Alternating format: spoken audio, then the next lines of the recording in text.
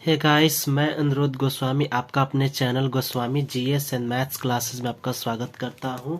कल मैंने आपको समास के बारे में उसके डिफिनेशन और कुछ एग्जाम्पल के द्वारा समझाने का प्रयास किया और मैंने कल बताया था कि मैं आज इसका प्रैक्टिस सेट लेकर आऊँगा, प्रैक्टिस करवाऊँगा आपको कि कौन सा समास, मतलब जैसे कि कोई शब्द दिया होगा वो कौन सा समास है, जैसे कि पीताम्बर, शत्रुघ्न, जलधर आदि कौन से समास होते हैं। तो आज मैं उसको बताऊंगा। और यह जूनियर सेक्रेटरीट असिस्टेंट का शायद पार्ट नंबर 8 होगा, जो मैंने कल आपको पार्ट नंबर 7 में समास को डिस्कस किया है। आज इसका प्रैक्टिस मैं आज कराने वाला हूँ आपको पार्ट नंबर 8 में। तो चलिए, क्वेश्चन के शुरू से होने से पहले जो आपका बेसिक एग्जाम में करके पूछता है कि कौन सा समास का कैसा पद प्रधान होता है, बहुब्रीहि समास का पहचान क्या होता है, कैसे हम द्वंद्व समास की पहचान करते हैं, समानाधिकरण तत्पुरुष किस समास के समान होते हैं, इसमें से कौन सा पद संख्यावाची होता है, आदि बहुत सारी बातें होती है जो कि एग्जाम में पूछे जाते हैं। तो चलिए, सबसे पहले इसके अस्मरणीय तथ्य को देखते हैं जो कि इस समास टॉपिक से निकला हुआ है। तो सबसे पहले आपको ध्यान देना यह है कि उत्तर पद हो या अंतिम पद प्रधान हो, तो उत्तर पद और अंतिम पद प्रधान जो है किस समास का होता है, तो तत्पुरुष समास का जो है उत्तर पद प्रधान होता है। उत्तर पद या अंतिम पद किस समास का प्रधान होता है, तो तत्पुरुष समास का। अव्ययी भाव समास, अव्ययी भाव समास से आप रिलेट कर पा रहे होंगे कि अव्यय होना चाहिए, पहला पद कैसा होना चाहिए, अव्यय होना चाहिए। और अव्यय कैसे होते हैं, तो नीर हो गया शुरुआत के अंत में, नीर से शब्द हो गया, जैसे कि नीर से कोई शब्द होता है, जैसे निर्भय हो गया, निरपराध हो गया। प्रति से होना चाहिए शब्द की शुरुआत, प्रति से हो गया प्रतिदिन, प्रत्येक। यथा से होना चाहिए शब्द की शुरुआत, यथा संभव, यथा शीघ्र। उप से शब्दों की उप से जो है शुरुआत होनी चाहिए, जैसे उपसर्ग हो गया, उपमान हो गया जैसे शब्द। अनु से होना चाहिए, अनुवाद हो गया, अनुरोध हो गया जैसे शब्द। अधि से होना चाहिए, आदि जो है ये शब्द आपको दिखेंगे शब्द के पहले, तो आप क्या समझोगे इसको कि यह शब्द हमारा अव्ययी भाव से कहीं ना कहीं रिलेट करता है। बहुब्रीहि समास के बारे में देखते हैं। तो बहुब्रीहि समास में कोई भी पद प्रधान नहीं होता है, इसमें अन्य पद की प्रधानता को दिखाई जाती है। बहुब्रीहि समास में कोई भी पद प्रधान नहीं होता है, उसमें अन्य पद की प्रधानता को दिखाई जाती है। जैसे कि कोई शब्द दिया हुआ रहता है, जैसे लंबोदर, लंबा है उदर जिसके, अर्थात इसमें अन्य पद कौन सा आ गया, लंबो। गणेश, गणेश क्या है, इसका अन्य पद है। जैसे कि लंबा है उधर जिसके, लंबोदर के नाम से किसे जानते हैं, गणेश जी को। तो वैसे ही होता है द्वंद्व समास में। देखिए, द्वंद्व समास में दोनों पद प्रधान होता है, और मैंने कल आपको बताया था कि इसके बीच में आपको हाइफन का चिन्ह यानी योजक चिन्ह होता है, जिसको हम ऐसे रिलेट करते हैं। योजक चिन्ह इसको बोलते हैं, क्या बोलते हैं, योजक चिन्ह बोलते हैं। जैसे कि मैंने कल आपको बताया, और इंग्लिश में इसको हाइफन कहते हैं। समानाधिकरण तत्पुरुष या कर्मधारय तत्पुरुष एक ही बात है, क्योंकि विशेषण और विशेष से कई इसमें संबंध होता है। तो वो कौन सा समास होता है, कर्मधारय समास। जैसे नीलकमल, नीलकमल हो गया, वो कौन सा समास है, तो वैसे ही यह आपको कर्मधारय समास हो गया। जैसे कि समानाधिकरण ही का ही जो है दूसरा नाम क्या होता है, आपको मैंने कल बताया था, कल मैंने आपको नहीं बताया था कि समानाधिकरण ही जो है वह कर्मधारय समास होता है। जैसे कि आपसे पूछ लिया जाए कि महापुरुष कौन सा समास है, तो महापुरुष का आप विग्रह करके पाओगे कि इसमें महान, महापुरुष की अगर हम बात करें, जो कि समानाधिकरण तत्पुरुष कह लो या कर्मधारय कह लो, उसका एक ही बात है। तो महापुरुष के अगर एग्जाम्पल के थ्रू अगर हम देखें, तो महान पुरुष, पुरुष की क्या विशेषता बताई जा रही है कि यह पुरुष कैसा है, महान है। महावीर, वीर की विशेषता बताई जा रही है कि ये कैसा है, तो महान वीर है। वीर कैसा है, तो महान वीर है। शीतोष्ण, शीतोष्ण, हाँ, शीत और उष्ण। शीतोष्ण की क्या विशेषता है कि उष्ण कैसा है? शीत के समान है, तो वो हो गया। लौह पुरुष, लौह पुरुष की अगर हम बात करें तो लोहे के समान जो पुरुष होते हैं उसको क्या बोलते हैं? लौह पुरुष कहते हैं। तो ये आप लोग इसको याद रखना। आप लोग कमेंट में बताना कि हमारे देश के लौह पुरुष आयरन मैन के नाम से किसे जानते हैं। आप लोग इसको कमेंट में जरूर लिखना। तो चलिए, मैंने आप सब चीज का बेसिक जो मैंने इसका स्मरणीय तथ्य है वो मैंने बता दिया। तो चलिए इसके क्वेश्चन की मैं शुरुआत करता हूँ आज का। तो क्वेश्चन का मैं शुरुआत करता हूँ। पार्ट नंबर 1 है समास का, ये प्रैक्टिस का। तो चलिए पहला क्वेश्चन है। चलिए आप इसको अपने से पहले ट्राई कर लो, इस सबको स्क्रीनशॉट ले लो और ट्राई करो कि इसमें से आपको कितने आते थे पहले से। तब मैं उसके बाद में इसका आंसर यहाँ पर इसके लाइन बाय लाइन लिखते चला जाऊंगा। सबसे पहले आप इसको देख लो, यथासंभव तक 11 तक का आप अपने खुद से बनाने का कोशिश करो कि इसमें से कितना जो है आप पहले से जानते थे। तो चलिए मैं स्टार्ट करता हूँ। तो है अष्टाध्यायी कौन सा समास है? तो अष्टाध्यायी में क्या है? 8 अध्याय। अध्याय की संख्या कितना है? 8 है। तो कल मैंने बताया था कि अष्टाध्यायी पहला पद संख्यावाची। तो पहला पद संख्यावाची किसका होता है? तो मैंने आपको कल बताया था कि पहला पद संख्यावाची जिसका हो वो कौन सा समास होता है? तो वो होता है द्विगु समास।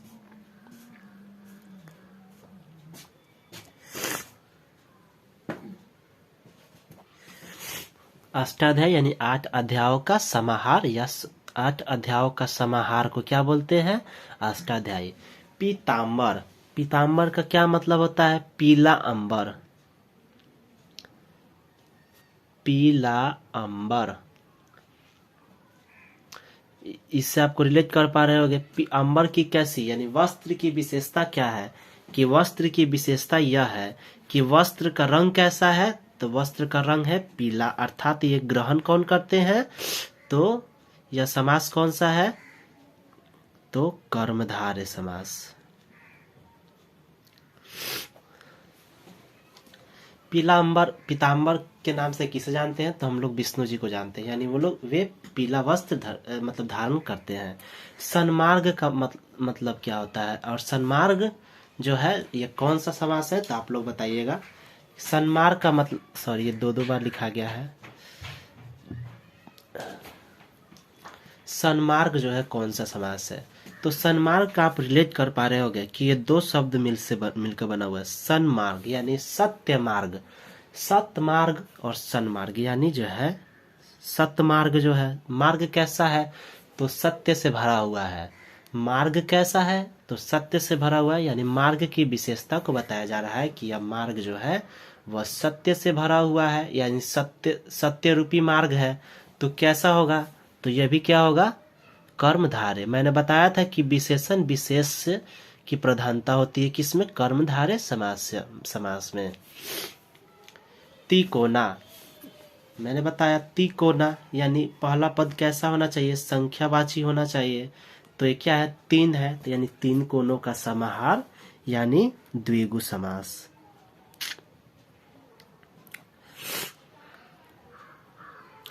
अब है अनाप शनाप। मैंने कल ही आपको बताया था कि जिस समास के बीच में हाइफन का चिन्ह आपको दिख जाए, तो हाइफन का चिन्ह दिख जाए या योजक चिन्ह दिख जाए तो वो कौन सा समास होता है? तो वो होता है आपका द्वंद्व समास। वो कैसा होता है? द्वंद्व समास आपको होता है। एक ही तो ऐसा समास है जो जिसमें हाइफन चिन्ह देखने को मिलते हैं, जैसे रातों दिन, दिनादीन, सभी द्वंद्व समास के उदाहरण हैं। बीचों बीच, शत्रुघ्न, शत्रु को मारने वाला। शत्रुघ्न किसको बोलते हैं? शत्रु को जो नाश करता है, शत्रु को मारने वाला को क्या बोलते हैं? शत्रुघ्न, यानी शत्रुघ्न।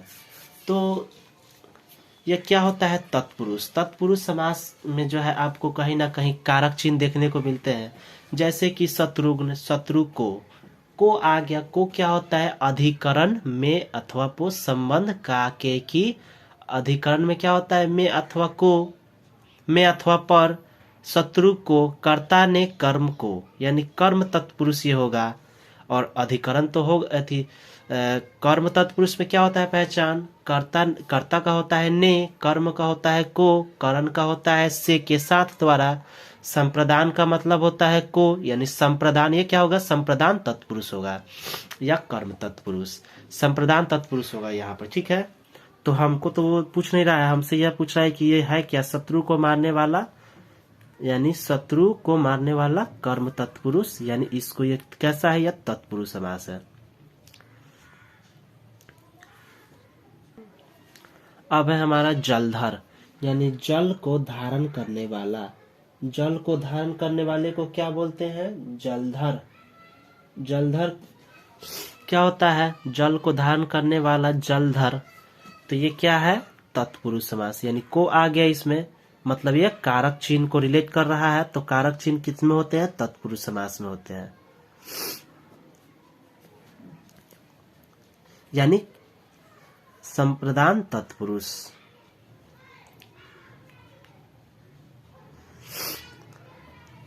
जल पिपासु, यानी जल को पीने की इच्छा करने वाले। जल पिपासु का क्या मतलब होता है, जल की पीने की इच्छा करने वाले, यानी जल को पीने की इच्छा करने वाले। यहाँ पर भी को आ गया, कर्म कर रहा है तो कर्म तत्पुरुष होगा। जल जल पीना क्या है, यानी जल को पीने की इच्छा करने वाले, यानी यह क्या है, कर्म तत्पुरुष, या यूं कहे तो यह तत्पुरुष समास का ही एक भाग है। निर्भय। निर्भय मैंने क्या बताया था कि नी हो गया, यथा हो गया, उप हो गया, अधि हो गया, अनु हो गया, ये सभी क्या होते हैं, अव्यय होते हैं। तो ये क्या हो गया, निर्भय अव्ययी भाव समास।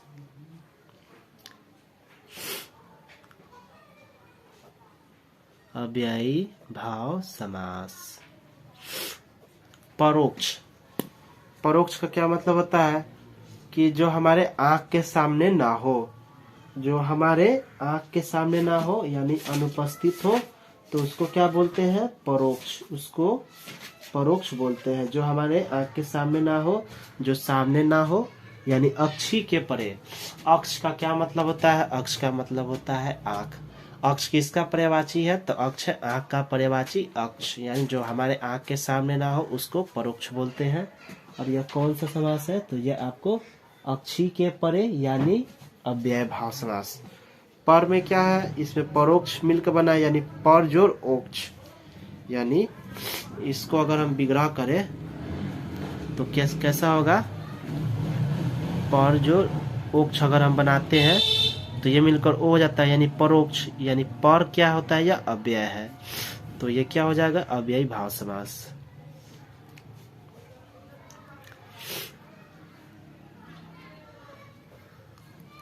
यथासंभव। यथासंभव क्या होता है, तो यथासंभव समय के समान, समय के अनुसार, यथाशीघ्र, यथासंभव, ये सभी अव्ययी भाव समास है, यानी यह सभी अव्ययी भाव समास है।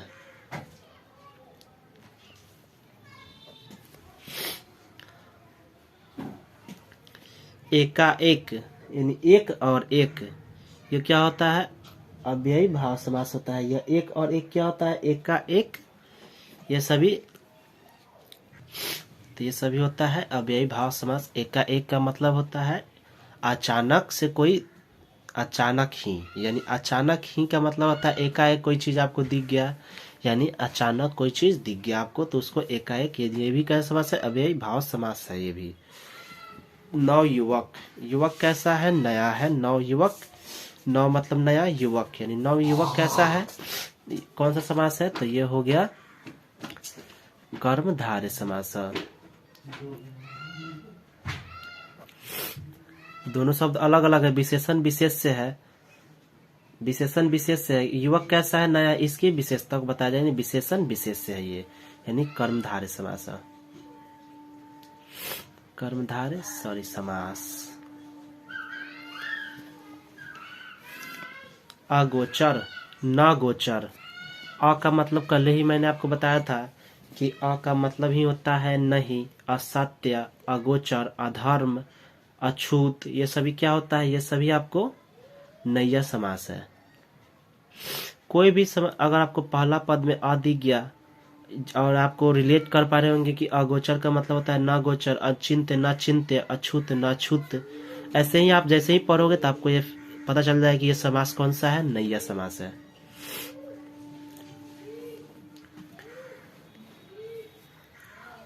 अब आया हमारे पास सर्वोत्तम।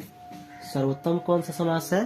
तो यानी सर्वोत्तम का कहने का मतलब है कि जो सभी में उत्तम हो, अधिकरण में अथवा पर। कर्ता ने कर्म कोई तो है नहीं। सर्वोत्तम का मतलब होता है कि जो सभी में उत्तम हो, उत्तम में सभी, यानी सभी में जो उत्तम होता है वो क्या होता है? सर्वोत्तम होता है। कोई भी चीज को आप होंगे तो आप कहते हो ये सर्वोत्तम है, यानी क्या है? यह सभी में उत्तम है। तो ये कौन सा है? कारक चिन्ह यहाँ पर आ रहा है में, तो ये क्या होगा? तत्पुरुष समास, अधिकरण तत्पुरुष। दानवीर, दान क्या है? वीर है। वीर कैसा है? दानवीर है, यानी दान देने वाला है, दानवीर। तो ये क्या होगा? कर्मधारय समास।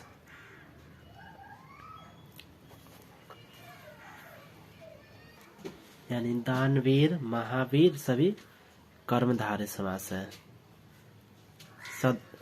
सद्भावना, सद्भावना, भावना कैसी है? वह सत्य से परिपूर्ण है, यानी सत्य के आधार पर की गई भावना सद्भावना।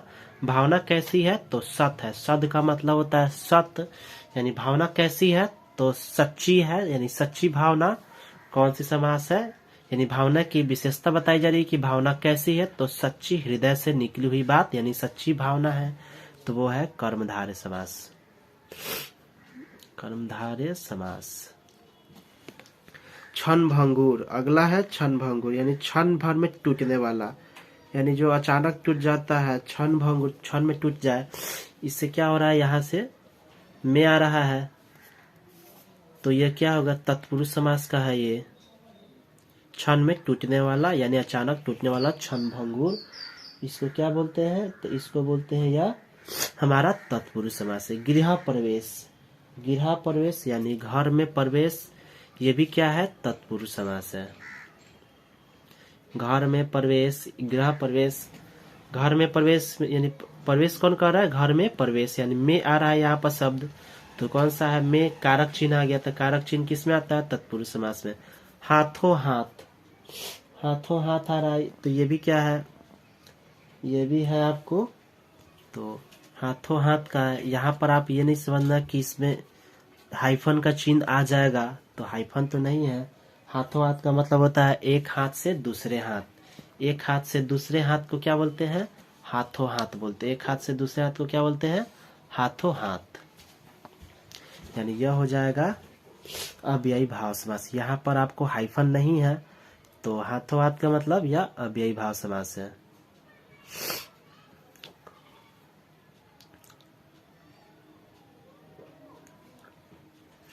गगन चुंबी, यानी गगन को चुंबने वाला। को आ रहा है यहाँ पर, यानी को कैसा है? तो यह तत्पुरुष समास है, यानी कारक चिन्ह आ रहा है, तो यह तत्पुरुष समास होगा।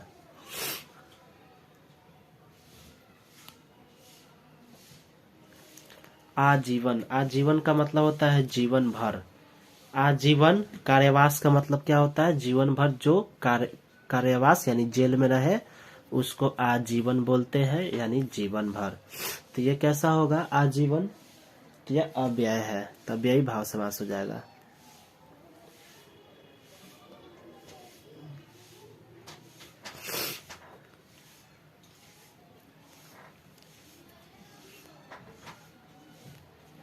आजीवन हो गया, या यथासंभव, यथाशीघ्र, यथारुचि, यह सभी अव्ययी भाव समास के उदाहरण है। भर पेट, यानी पेट भर कर खाना। भर पेट का क्या मतलब होता है? पेट भर कोई भी चीज होता है, पेट भर के खाना, यानी नहीं होता है वो भर पेट खाया, यानी पेट भर के वो खाया। तो ये क्या है? भर, यह अव्यय है।